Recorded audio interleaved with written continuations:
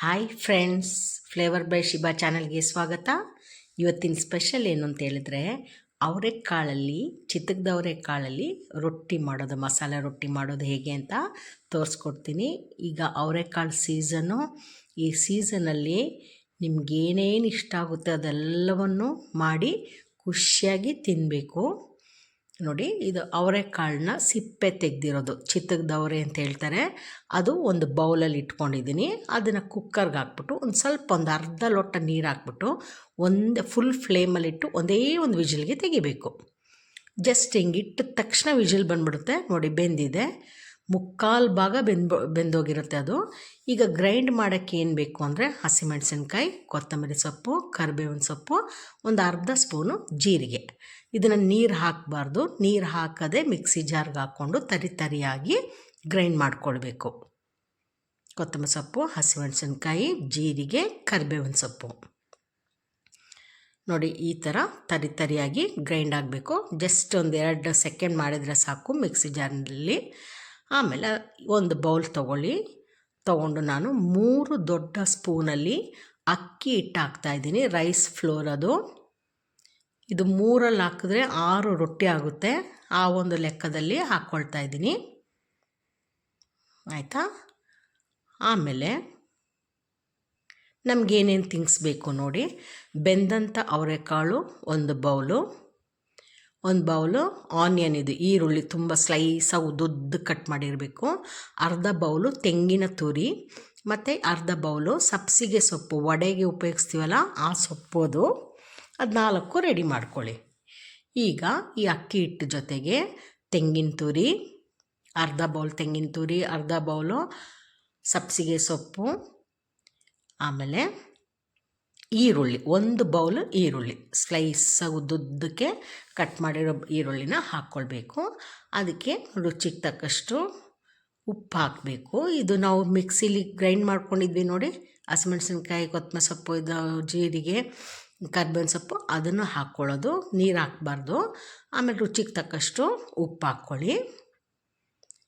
ಇದಾದಮೇಲೆ ಇದು ಬಿಸಿ ನೀರು, ಚೆನ್ನಾಗಿ ನೀರನ್ನ ಕುದಿಲಿಕ್ಕೆ ಬಿಡಬೇಕು. ಆ ಕುದ್ದಂಥ ನೀರನ್ನ ಇದಕ್ಕೆ ಹಾಕ್ಕೊಳ್ಬೇಕು. ನಾನು ಇನ್ನೊಂಚೂರು ಉಪ್ಪು ಹಾಕ್ಕೊಳ್ತಿದ್ದೀನಿ, ಉಪ್ಪು ಕಡಿಮೆ ಆಯಿತು ಅಂತ. ಈಗ ನೋಡಿ, ಆವಿ ಬರ್ತಾ ಇದೆ ನೋಡಿ, ಹಾಟ್ ವಾಟ್ರ್ ಹಾಕ್ತಾ ಇರೋದು. ಹಾಟ್ ವಾಟ್ರಲ್ಲಿ ಮಿಕ್ಸ್ ಮಾಡಬೇಕು. ಆಯಿತಾ?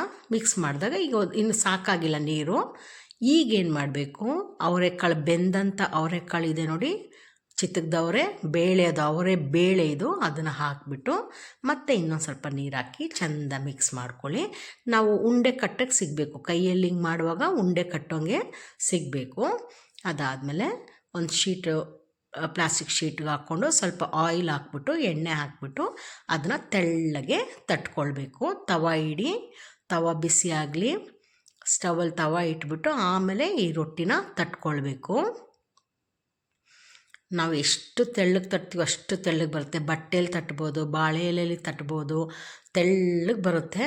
ಭಾಳ ತಿನ್ನಾಗಿರುತ್ತೆ ರೊಟ್ಟಿ, ಭಾಳ ಟೇಸ್ಟಿಯಾಗಿರುತ್ತೆ ನೋಡಿ. ಫುಲ್ ನಮಗೆ ಮ್ಯಾಕ್ಸಿಮಮ್ ಎಷ್ಟಾಗುತ್ತೆ ಅಷ್ಟು ಈ ಪೇಪರಲ್ಲಿ ತಟ್ಬಿಟ್ಟು ಅದನ್ನು ಹಾಗೇ ತವಗೆ ಹಾಕ್ಬಿಟ್ಟು ಮತ್ತೆ ಅದನ್ನ ಹಿಂದ್ಗಡೆಯಿಂದ ಪ್ರೆಸ್ ಮಾಡಿದ್ರೆ ಇನ್ನೂ ತಿನ್ನಾಗುತ್ತೆ ರೊಟ್ಟಿ.